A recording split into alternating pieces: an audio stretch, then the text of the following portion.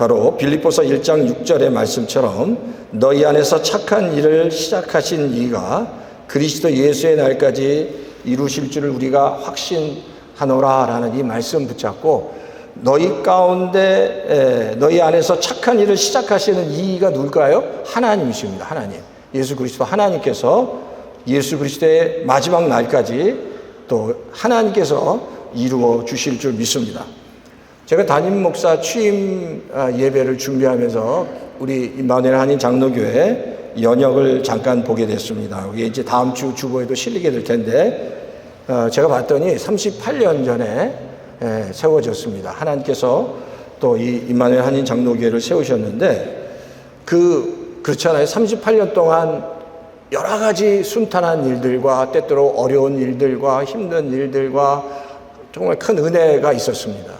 근데 그 시간 동안 하나님은 여전히 우리 임마누엘 한인 장로교회와 그 성도님들 한 분 한 분을 지키시고 보호해 주셨다는 겁니다.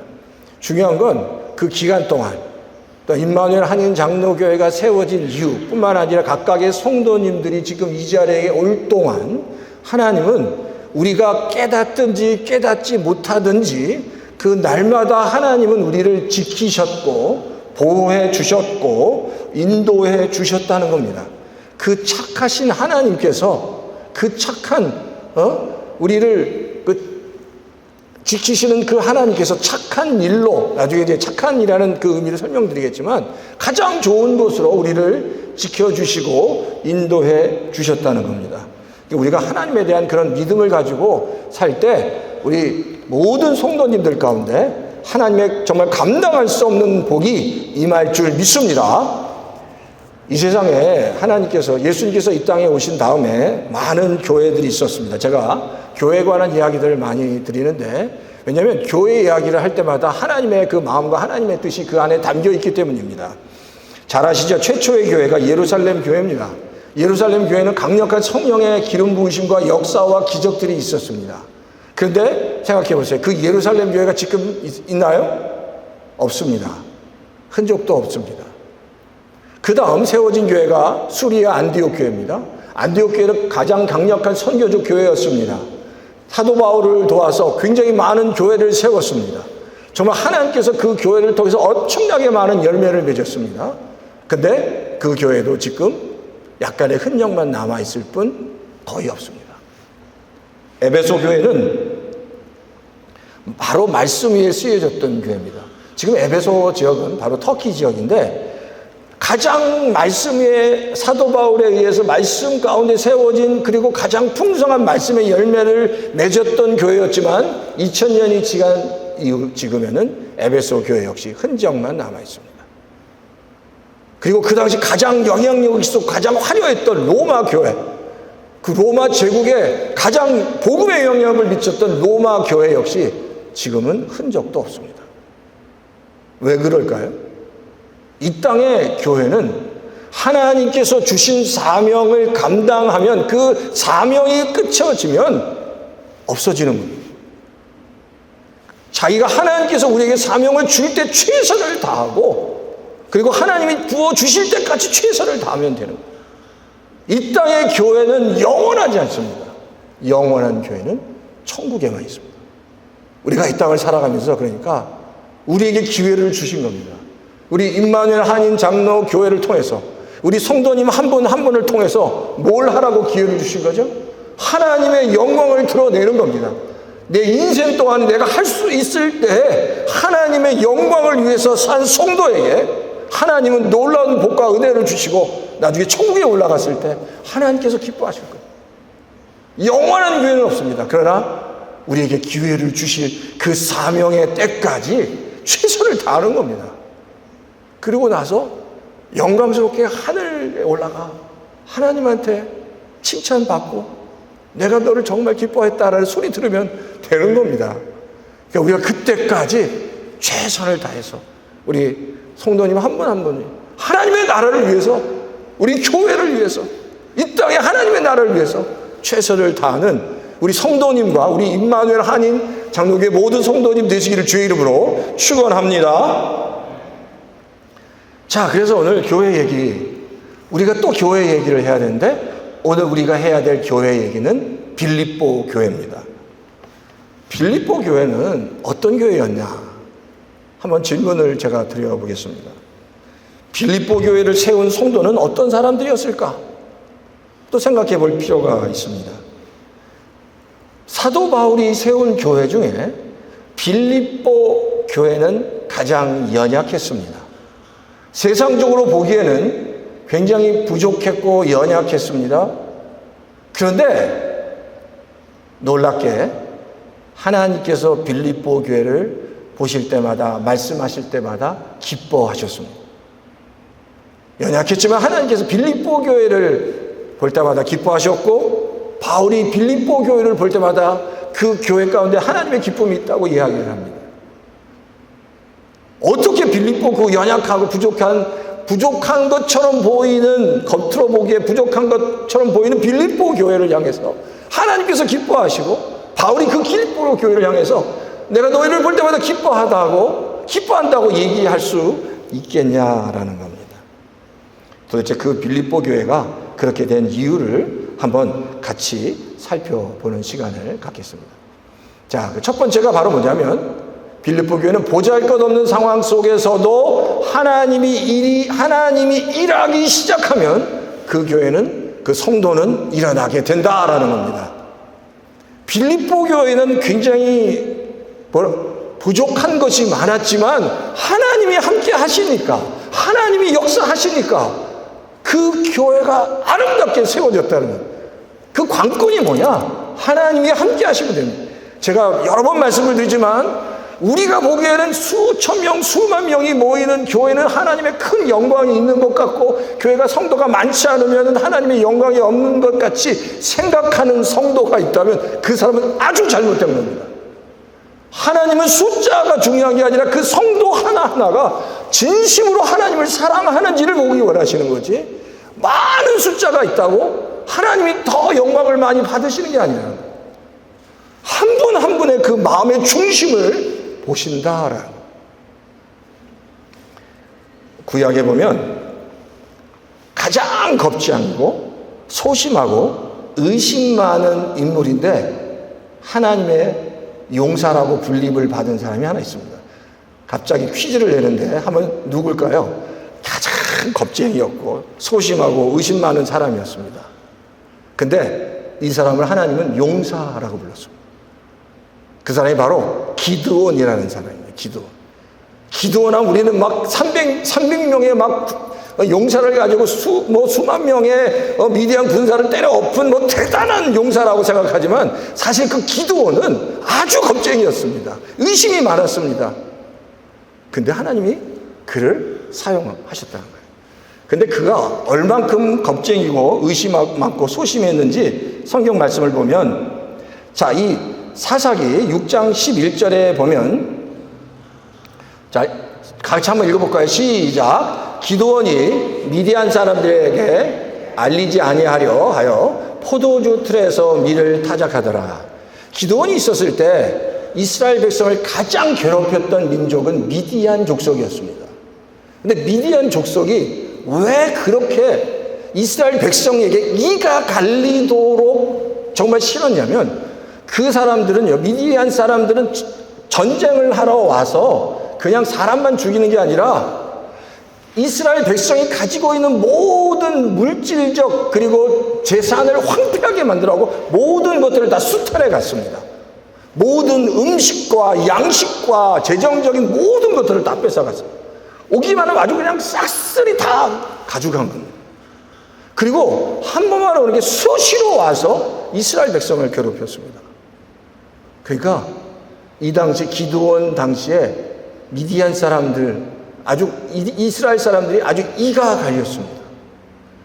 그리고 수시로 찾아오니까 오늘 6장 11절에 보면 기드온이 그 밀을 타작하는데, 밀을 보통 타작하면 타작 마당에서 놓고 타작을 해야지 많이 그 수확을 해서 그거를 이제 음식으로 먹을 수 있는데 수시로 공격을 하니까 지금 기드온이 뭘 한다고요? 포도주 틀에서 밀을 타작했다는. 포도주 틀에 맞지 얼마 아주 그냥 조그마한 데서 타작하면 얼마나 많이 타작하겠냐는 거예요. 조금만 밖에 할 수 없는. 근데 멀리 넓은 곳에서 하면 금방 또 다 가져가니까. 그러니까 그 당시 이스라엘 사람들은 이 미디안이라는 사람을 생각만 해도 이가 갈리는데 제대로 꼼짝달싹 하지 못하고 정말 소심하게 살 수밖에 없었다는 거예요. 근데 기드온이 그런 사람이었습니다. 그러면 한번 우리가 다시 일어나서 미디안과 싸워 승리하겠다라고 그런 의지가 있으면 좋았는데 그런 의지도 없었습니다. 겁쟁이였습니다. 소심했습니다. 그런데 하나님이 그를 사용했다는 겁니다. 또 어떤 일이냐면 그 전쟁을 앞두고 12절에 보면 여호와의 사자가 기드온에게 나타납니다. 그래서 기드온에게 너는 큰 용사라고 얘기합니다. 그리고 여호와께서 너와 함께 하신다고 얘기합니다. 하나님 여호와의 사자가 천사거든요. 천사가 나타나서 너는 큰 용사야. 그리고 내가 너와 함께 한다고 하면 얼마나 이게 힘이 나겠습니까? 맞습니다. 내가 뭔가 하겠습니다. 하나님 힘을 주십시오. 그런데 기드온이 뭐라고 얘기하는지 아세요? 그게 바로 6장 15절의 이야기입니다. 자, 다 같이 한번 읽어보실까요? 시작. 오 주여, 내가 어떻게 이스라엘을 구원하리까? 보소서, 나의 집은 므낫세 중에 극히 약하고 나는 내 아버지 집에서 가장 작은 자니이다. 이 이야기는 이런 이야기입니다. 기드온이 겸손해서 나는 아무것도 할 수 없습니다 라고 얘기하는 게 아닙니다. 기드온은 일종의 자기 비하를 하는 겁니다. 겸손한 게 아니라 나는 정말 아무것도 할 수 없는 사람입니다. 지금 그 이야기를 하는 겁니다. 나는 정말 겁쟁입니다. 내가 할 수 있는 것은 아무것도 없습니다. 저는 정말 자신이 없습니다. 그런 이야기를 지금 하나님께 하고 있다는 거예요. 하나님이 너는 큰 용사라고 불러주셔도 그거를 거절하고 있습니다. 희한하죠? 근데 하나님은 여전히 기드온을 큰 용사라고 부르십니다. 또 다른 전쟁에서는 어떤 일이 벌어지냐면 미디안과 아말렉과의 전쟁에서 미디안과 아말렉이 이미 요단강을 건너서 이스라엘 그 평원에 골짜기에 진을 쳤습니다. 그리고 이스라엘 백성 군인들을 다 소집했습니다. 그리고 나서 이제 전쟁을 해야 되는데 기드온이 리더로 세워졌습니다. 그리고 이제 전쟁을 해야 되는데 하나님 앞에서 기드온이 하나님께 뭐라고 얘기하냐면 이 전쟁을 과연 내가 이길 수 있습니까? 하나님 확신을 주십시오라고 하나님을 시험합니다. 그게 바로 사사기 6장 36절에서 40절 말씀이에요. 자, 36절 40절 말씀의 요약이 이렇습니다.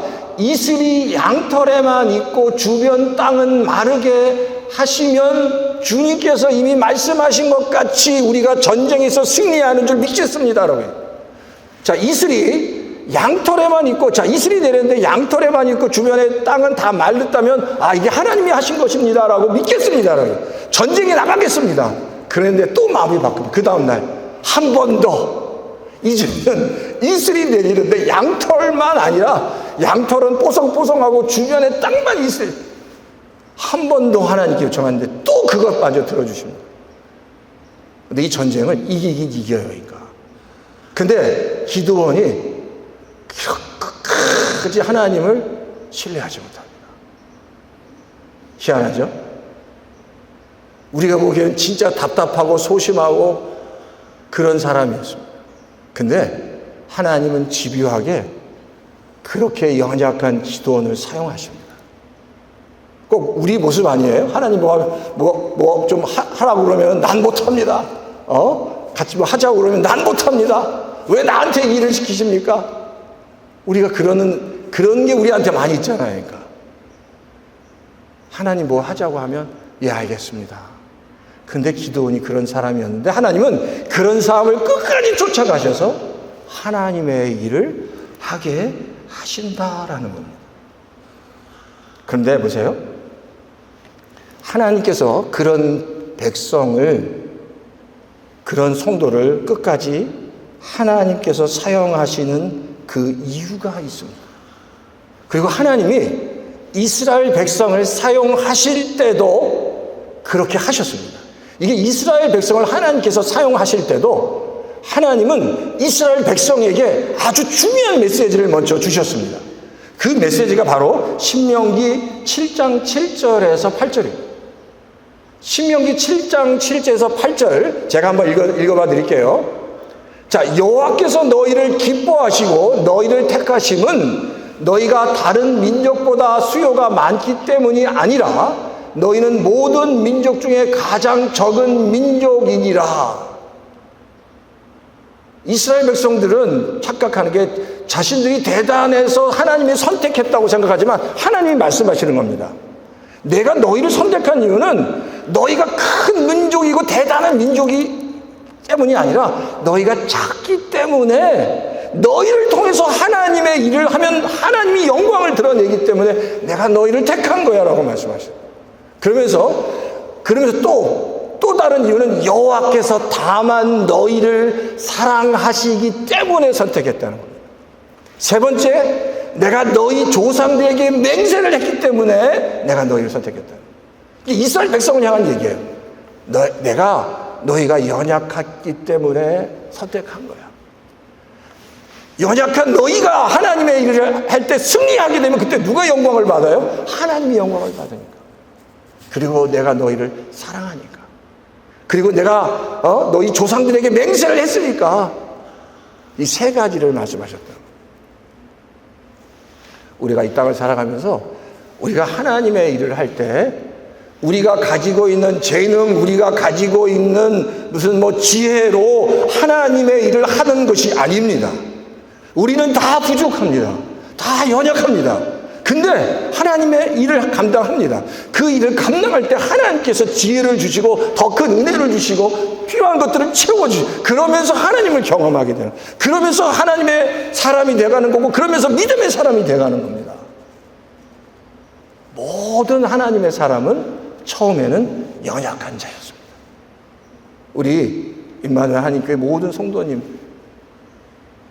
여기 목사님도 계시고 장로님, 많은 것들을 경험하신 분들은 또 다 다르지만 또 다른 성도님들 가운데 아직까지 하나님을 더 경험하지 못한 분들이 있다면 이 일에 최선을 다할 때, 하나님의 일에 동참할 때 하나님께서 바로 놀라운 일들을 행하실 줄 믿습니다.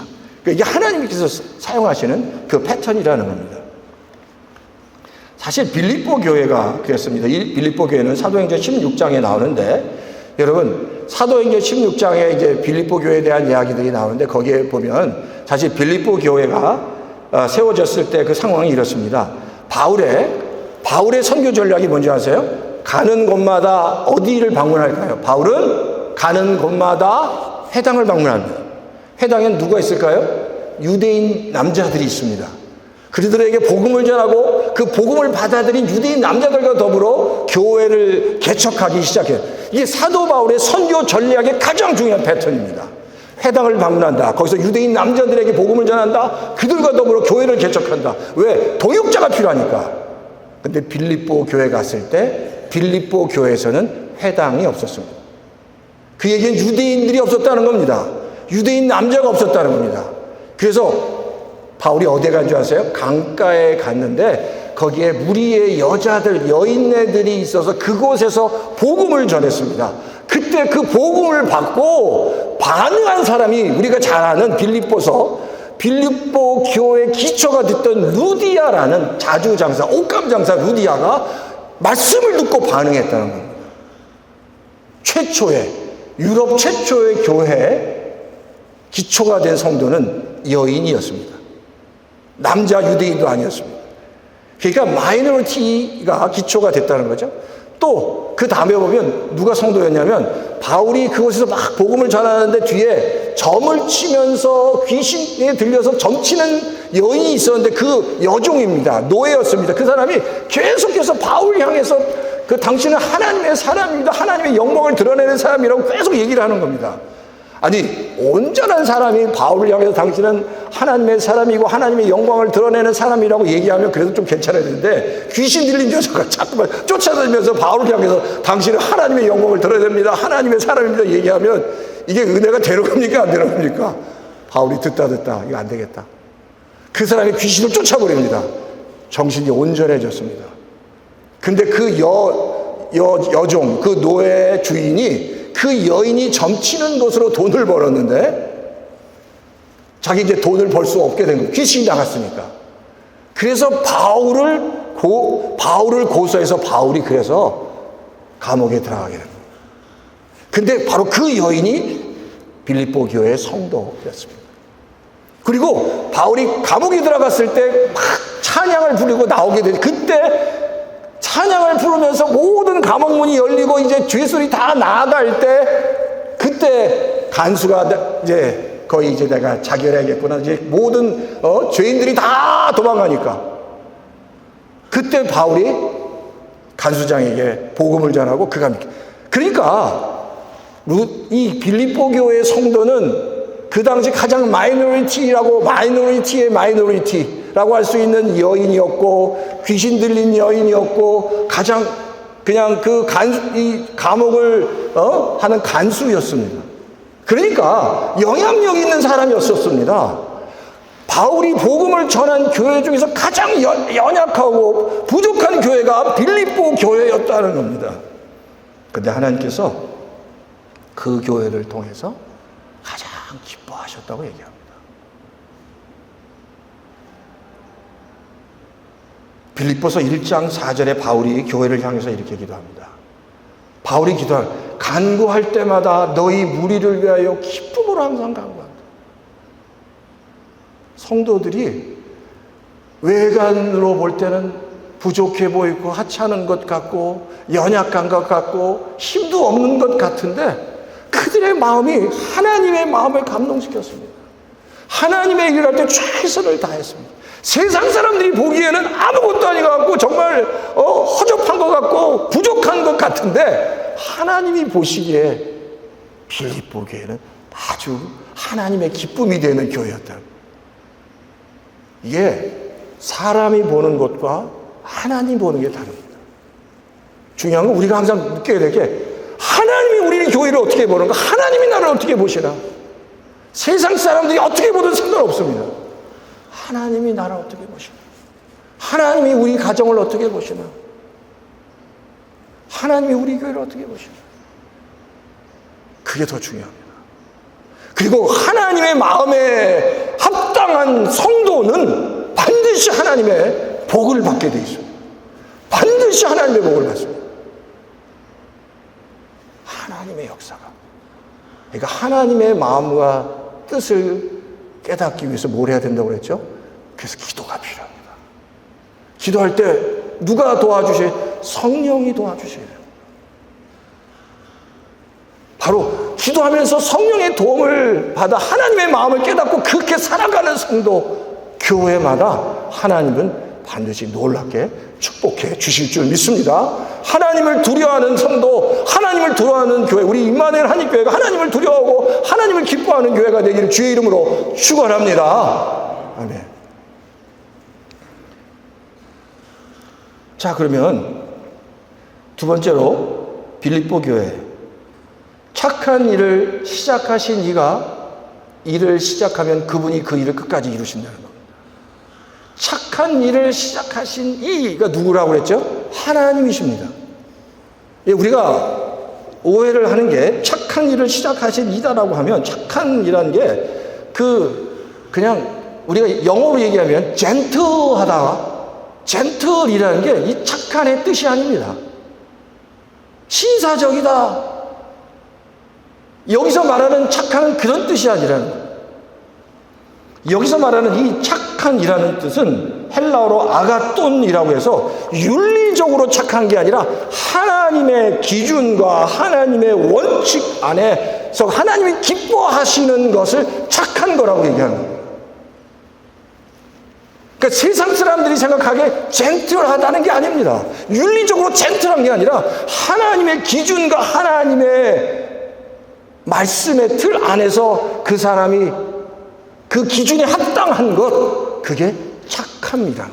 그러니까 우리가 하나님의 기준이 무엇인지, 하나님이 말씀하시는 의의 기준이 무엇인지, 착함의 기준이 무엇인지를 알아야 한다는 겁니다.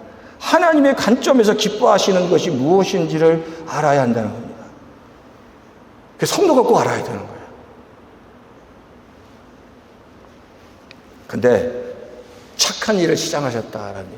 하나님께서 빌립보 교회 성도들이 연약하고 부족한 것 같았지만 하나님은 그들 안에서 하나님의 시작, 하나님의 일, 하나님의 구원 사역, 하나님의 그 말씀 사역들을 하셨고 그 성도들이 그 하나님의 사역에 호응해서 말씀대로 살았다는 겁니다.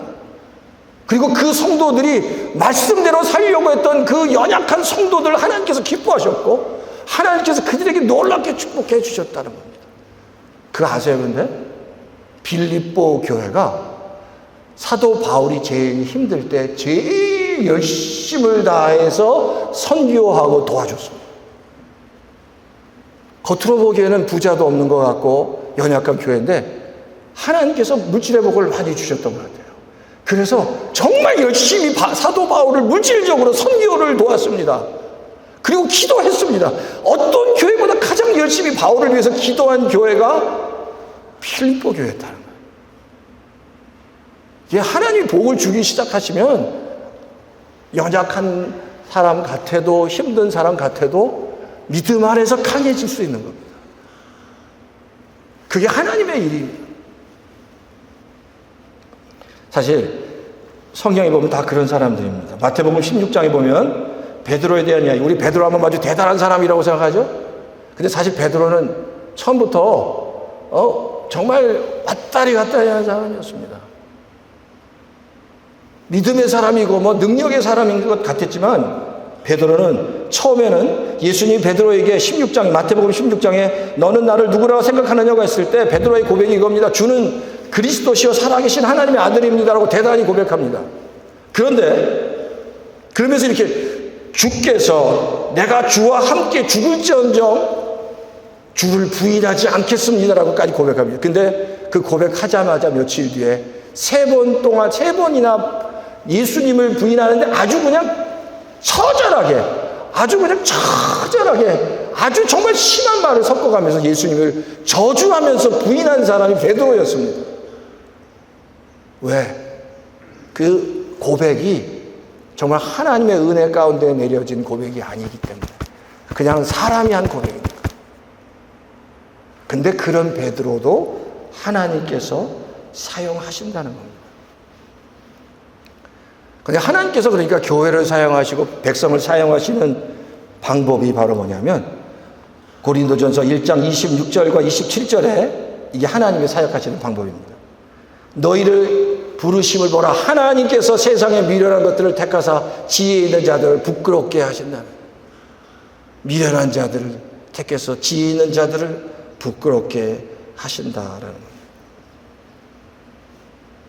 제가 신앙생활, 그래서 저도 이제 올해가, 그래서 이런 말씀을 드려야 되는지 모르겠지만 저보다 다 연장자신데 이제 60입니다. 60. 그러니까 저도 그동안 사역도 오래 했고 많은 분들을 만났습니다. 근데 제가 지금까지 살아오면서 느꼈던 게 바로 뭐냐면 많은 분들이 믿음이 좋지만 굉장히 머리가 핑핑 잘도 약삭 바른 분도 있고 어떤 분은 믿음이 조금 없어도 우직하고 끝까지 가는 분들이 있습니다. 근데 제가 지금까지 경험한 바로는 믿음 좋은 것 같은데 약삭 바르고 머리를 돌리는 사람보다 믿음이 없는 것 같아도 우직하게까지 가는 사람이 결국 그런 분들을 통해서 하나님께서 축복하시고 역사하신다는 거예요. 우직하게 하나님만 바라보고 당장 큰 믿음은 없지만 하나님 바라보고 가는 성도들. 근데 제가 우리 교회 성도님들 딱 보면 다 이 케이스 같아요. 믿음도 좋지만 어떤 분은 좀 믿음이 없어도 우직하게 하나님에게 가는 거예요. 하나님이 그런 사람을 쓰시는 거예요. 끝까지 하나님 바라보고 가는 거예요.